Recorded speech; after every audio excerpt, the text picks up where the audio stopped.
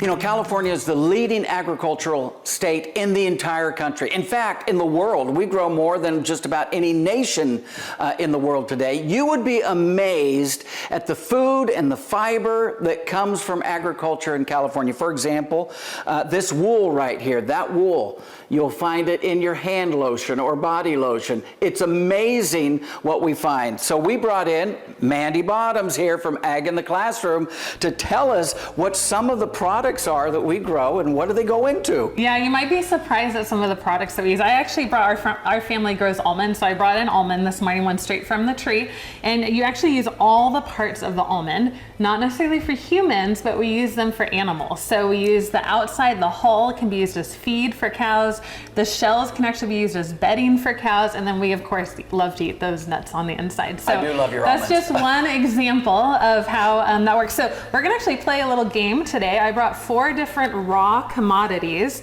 and I have 4 different items that you might find in your house, and you're going to see if you can match them to the commodity that they come from. Okay, so very cool. Let's start. I think this one's a little bit tricky. So I brought a string. Just you can a feel string. it, yeah, feel it, so Okay. you can get an idea of Just what it a might string. be. Very good. So the wool's over there, so it can't, it's not from the wool. Okay, so what would this come from? I have no idea. It's tricky, right? I have no idea. Okay, so you might be shocked that we actually use wood fibers to create some actual fibers that we wear in our clothing. And so that the first natural fiber ever was a type of rayon that we get from wood. So oh my goodness, we actually no way. use, yeah, it's a byproduct. Of course, there's wood that we can't use for other sources. You can turn it and chemically turn it into different strings. So your crocheting with the yarn comes from wood. Sometimes very it cool. does, Okay, that's right. what else do you have? So I also brought a packing peanut. If you've ever Oh, moved, yes. you've used these a lot. Oh my goodness. Well, these are light, so maybe it comes from that. I don't know. So these are soybeans, but packing peanuts actually come from corn, and they're mostly No corn. way. Yeah, it's a huge percentage of them are corn, which is what makes them, when you put them in water, how they just disintegrate. Mm-hmm. So a lot of them now are biodegradable, and they're made from corn products, which are left over from the processing of corn. No way. Yep. In your packing material, that's so Yep. cool. What else do you have? Okay, I also have a piece of sandpaper. Sandpaper? Oh, that's got to be walnuts. You got that one right on the nose. Okay. Yeah, so walnuts have, obviously the meat is inside of the shell, but there's also the shell left over when they're processed for grocery stores or wherever you buy your walnuts. So they take the shells and they grind them into a fine powder, and it's used for a number of different construction abrasions, but also for sandpaper, which we might use at home. Another type of abrasion. Yep. Okay. This one will be easy. We got one left. So this is a crayon.